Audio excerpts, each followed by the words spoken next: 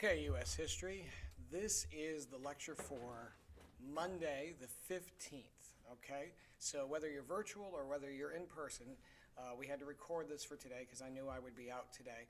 The recording shouldn't be too terribly long, and then when I'm done with the lecture, the one small section of notes, there's a formative we need you to do. I will remind you that that gives me great feedback, but that can't be held against you. That is just to see where you are. And then we don't do these very often. We only do these about once a month. There's a common short cycle assessment. That's 10 questions. Same deal though, cannot be held against you. Then there's the Section 1 Vietnam Review Guide. That is graded. So I'm not trying to fool anybody here or anything like that. That is absolutely graded. And make sure you know when you're doing this, hey, I'm going to look up these answers, make sure I get them right. That has 12 questions and that is graded, and that's going to be over what we've done the last few days and today. And then virtual students only, there's an attendance verification form as always. If you're in person in the class, the substitute is obviously going to take care of marking whether or not they're here or not. My virtual students can get the same credit by marking the verification form. If you get done with that in that class time, you're certainly welcome to do for honors your document of the week, or for first, fourth, or seventh, your makeup document of the week if that is relevant to you. Okay, so let's get right to it, make this recording as short as possible.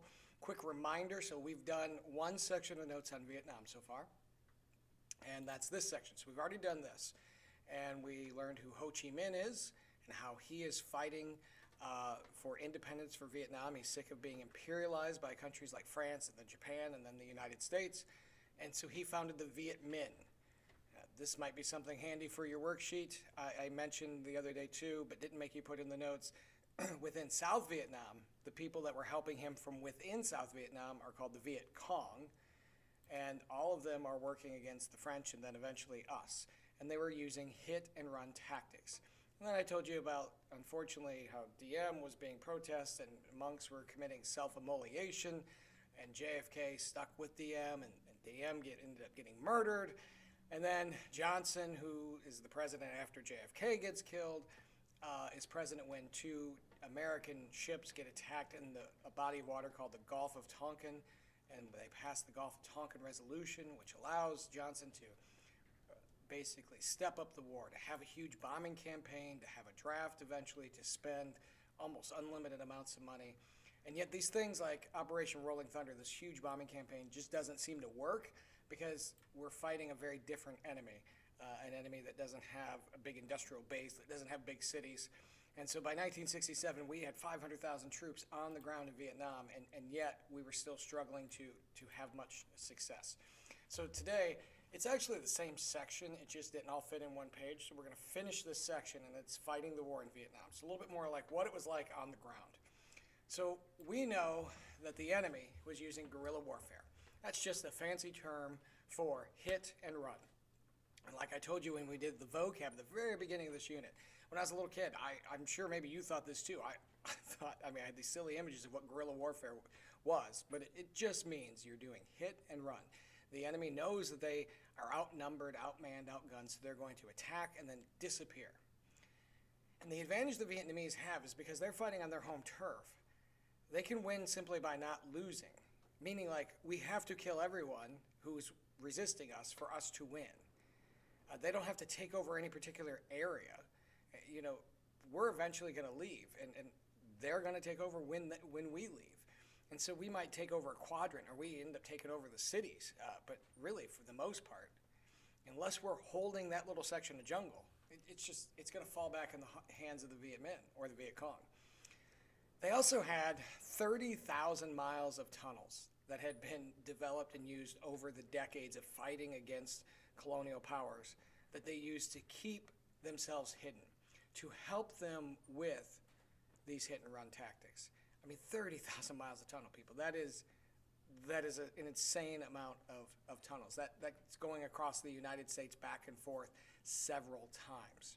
So, like 9 times, 10 times. So it is a really just hard thing for us to overcome. I'm going to show you a few pictures here and give you an idea of why then, if you don't have the knowledge of these tunnels, we can have all the better equipment, the better weapons, the better food for that matter, better training. It doesn't matter.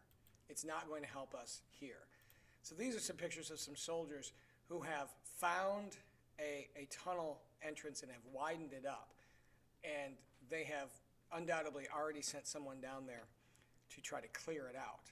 I mean, here's a map of all of these underground tunnels of this particular area. It's insane. And now there's a modern tourist industry build up over letting you see some of these tunnels. And I know you can see this guy who, this is a picture that's like 5 years old, so this is well after the war had ended. He's in one of these tunnels. And first off, you're like, well, that's not that hidden. Well, I want you to know that the lid to that tunnel is obviously right here. And I don't know if you could see the outline of that lid, but if you imagine that lid being over that, and it may be not being daylight, maybe it's dark, or maybe you're running, you just got attacked and you're chasing the enemy. You're going to have a very hard time finding this. But even if you do find it, then you have to go into that tunnel. Now you could throw a grenade down there or something first, or a flamethrower, or whatever it is. But there's lots of turns and bends in this to kind of protect the people that are in these tunnels. And truth be told, you don't want to be the unwanted person running into this tunnel. And these tunnels would, this is just a graphic of this, these tunnels would have lots of twists and turns and different rooms for different things. I mean, they'd have their own water supplies, and they would have, basically medic stations and places to sleep and be sheltered. A lot of these were built into bedrock, so be sheltered from bombing. And, here's actual pictures of some of them. And again, by the way, Americans tend to be bigger, not just a little taller, a little heavier than the Vietnamese. And so we had a hard time fitting in these tunnels anyway. But you can't be the guy who's crawling through this tunnel with a flashlight looking around, because if anybody sees a flashlight, they know exactly who that is. That's Americans. And so they're going to shoot at them at that time. And so it's just this huge, huge disadvantage for us to be in there. And every unit would normally pick somebody they would make a quote-unquote tunnel rat. And that was always whoever the littlest person was in the unit. And I'm not just talking about shortest, I'm also talking about skinniest. So you just take the person who has the smallest profile, and they'd be like, oh, you're the tunnel rat. And that is a horrible job. I mean, you're often having to take a handgun and a flashlight and then crawl into a tunnel, and they're going to bring you, you're going to have a bunch of explosives, and that tunnel is going to be real narrow when you go in. So you're going to tie these explosives to your feet, like in a backpack that you're going to drag behind you. And there's all kinds of surprises and booby traps and things in there for you. And it's just so many different ways you can die. And yes, I'd have a pretty good chance of being the tunnel rat if I were in a unit. Listen, I'm older. I'd be in charge. I'd send somebody else. So it's a very daunting job for anybody to have. So I'll go back to some of the booby traps before I get into Agent Orange here. They had a lot of traps, and they're low tech, and sometimes they're within the tunnels, and sometimes they're just in the jungle. And for example, a tiger trap. It's really simple. It's a hole in the ground, and that hole in the ground is covered with bamboo shoots or something like that, something that just looks like it's foliage, and you walk over it, and it's a false ground, so you fall through. And when you fall through, you land on these spikes. And again, here's one that shows a little bit of a pivot system. Now, obviously, it's put in concrete, so no one's going to be fooled by this. But this particular one pivots here. So it pivots on these two metal things. So if you step anywhere but the exact middle, that's going to flip down or flip up, and you're going to fall below into these spikes. This is real low tech, but it will kill you. And this sounds awful, but the Vietnamese would also defecate and rub it on these sticks. And you go, oh my gosh, what kind of sick, twisted, thing are you doing there? That was done with very much intent to have not only that person get injured, like say you live through this. Now that wound that you have is going to be infected because now you've introduced some really nasty bacteria to it, and you'd have a greater chance of dying from the infection of falling into this trap. So, you don't have to have a lot of money or technology to make some very scary things. And not only is this something that is killing Americans, it's also something that's weighing on their psyche. It's something that, intimidates soldiers that they're not excited about, encountering.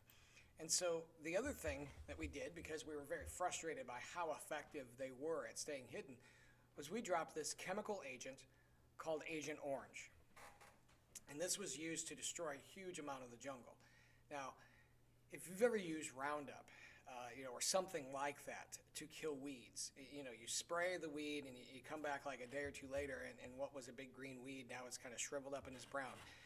It's like that, but I mean, many, many, many times more powerful and designed to kill vast areas, and it would just be dropped behind airplanes.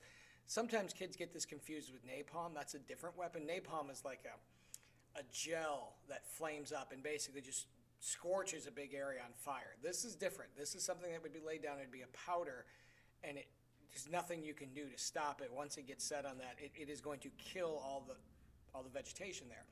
And I'm going to show you some pictures of before and after Agent Orange is dropped, and some of the problems this absolutely led to. So, Agent Orange. Remember, a lot of Vietnam is just jungle, but the people who we are trying to save from communism are trying to live off of the vegetation in this jungle. So these planes are spraying this chemical agent on this, and that's before. And then this is about a week or two later. Everything is already dying, and then a month or two later, it looks like a desert. That same area is just desolate. Now, we like it because we go, aha, good luck trying to hide in this, okay? Now, actually, you can still hide in the tunnels, but the entrances should be easier to find, and you're not going to be able to just hide in the jungle here. But remember that we have to, we have people that we are trying to support, and they're trying to eat and survive off of what they find and forage in the jungle. And look at this. We've just taken that away from them, and that's not going to win us any fans either. And then another thing we didn't understand, we didn't know, is that this had terrible side effects. It had terrible side effects for people who are exposed to these chemicals, particularly pregnant women. And so what you have, for example, are a lot of birth defects that can be traced back to Agent Orange. And by the way, not just in Vietnam. Some of these soldiers who didn't realize they had anything going on, they came back home, they thought they were okay, and then they developed a series of things. And sometimes their children had birth defects. My father-in-law, his diabetes is affiliated with exposure to Agent Orange, according to the Veterans Administration. So there are different things that could happen. In this case, this odd defect had this rather just bizarre effect of giving some children double knees and double elbows, which makes it so they effectively cannot use their arms in an effective way. So, you see here a knee here and a knee here, and it can't support the weight. And so this, again, is not only incredibly sad for these families, it doesn't win us any fans in Vietnam. And again, we're supposed to be doing this on their behalf, for them. And they're looking at us like, you're blowing up the jungle, you're wiping out the jungle, you're you're using these chemicals that cause birth defects. And again, we're quickly becoming very unpopular in Vietnam. So troops that were there were often put on search and destroy missions. So their jobs were to be in small regiments between 25 and 30 people, and they were sent out there to go find the enemy. So they would go on 2-week rotations. Now again, you can read about this too, but my father-in-law and some of his friends have told me a lot of stories about what this part was like. And they said that in Vietnam there were a lot of U.S. bases that were very, very secure. And one of the bases that my father-in-law was at, he said, was the size of Sandusky, had a movie theater and all the conveniences at home. And you tended to go in country, which means out in the jungle, for 2 weeks, and then get to come back for, say, 2 to 3 days. Now, for those 2 to 3 days you're back, you kind of have the comforts of home. Very few times did anything bad happen there. But while you're out on this search and destroy mission, everything you need, everything you want to use, you're supposed to carry with you. 2 weeks worth of food. Water is pretty plentiful, so you're going to have tablets to purify the water that's out there, but 2 weeks of clothes, which is really you're going to wear the same clothes into the ground. 2 weeks of whatever sorts, anything you need, ammunition for that matter, although there could be ammo drops. And you just think to yourself, okay, imagine having to walk out into the jungle and survive for 2 weeks. Let's take out the enemy for a second. Just go out and survive in a jungle for 2 weeks. I mean, there's all kinds of wildlife there that Americans are simply not used to. Lots of poisonous snakes, lots of leeches, which aren't deadly by any stretch, but certainly provide very uncomfortable experiences. And if any of you know anything about leeches, my father-in-law said he woke up just covered in leeches too many times to count, and that's an awful experience, I'm sure. Plus, oh, by the way, people who are more familiar with this terrain are trying to kill you. And these men tended to be younger. I mean, just there are always exceptions, but the average age was much younger. That's something that's going to be addressed on a graph in the worksheet you're going to do today. The average U.S. soldier was 19. They were 26 in World War II. That's an average, but that means in general that people were older in World War II. To be 19, it's just not much younger than you are right now. You know 19-year-olds. You're talking about people that just would have graduated last year, and they're over there in Vietnam fighting and experiencing this just very, very different things. And they had to, generally, if you were drafted, survive 1 year in country. And they had to really endure all kinds of things. Now, what are some of the things you might pack? You had to carry your own food. Now, one of the ways the Army helped make this easier was they were making these things called MREs, meals ready to eat. These are actually interesting. I'm a hiker. I've used these before. I find them interesting.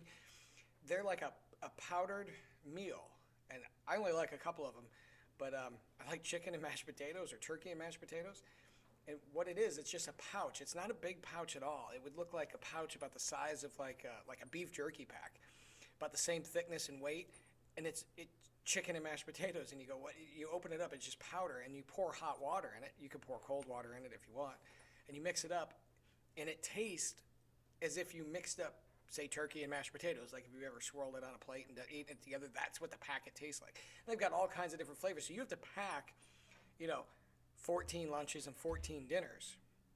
And you have to just carry that all with you and carry your ammunition and carry all the stuff you need. And so I'm asking my father-in-law about this, and I'm like, and they're like, what would you pack? And I'm like, I don't know. And I'm just naming things, and I finally get to toilet paper, and they all start laughing. They're like, oh man, the new guys always pack toilet paper. That's something you never pack twice, because it's always raining there. And so it's just going to get ruined. So you're going to learn to pick certain leaves and things like that. And then people are grossed out by that. But that's no fun, but that's the least of their concerns.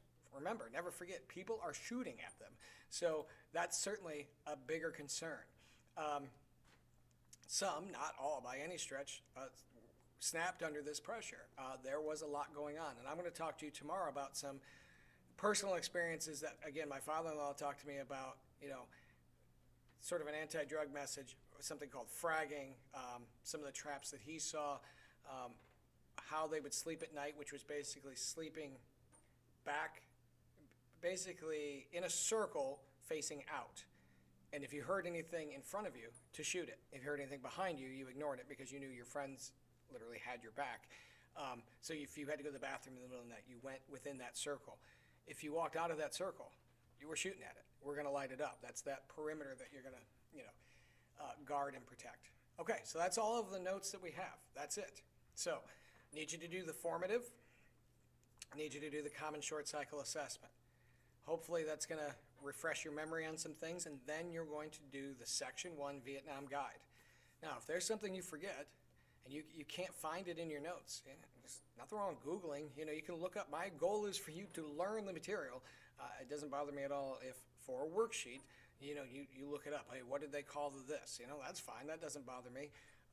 Just want you to get a good grade on this. This worksheet and another one we're doing this week are the last grades of this particular 9 weeks. Okay? So hope that gives you everything you need. Special message just for my honors students. I know that you guys have to pick your specific subjects for your essays. You send me a Gmail. I'm going to be on Gmail today, here and there, especially later in the day. So I can confirm with you by the end of the day, in most cases, oh yeah, sure, you can have that, or no, somebody already took that topic. And we have to have those specific topics, again, just for honors, by Wednesday, because Wednesday we're going to assign the actual essay and talk to you about the rubric. Okay? All right, everybody get that done, and have a good day. Remember, no bad reports left by the sub. Okay? All right, talk to you guys later.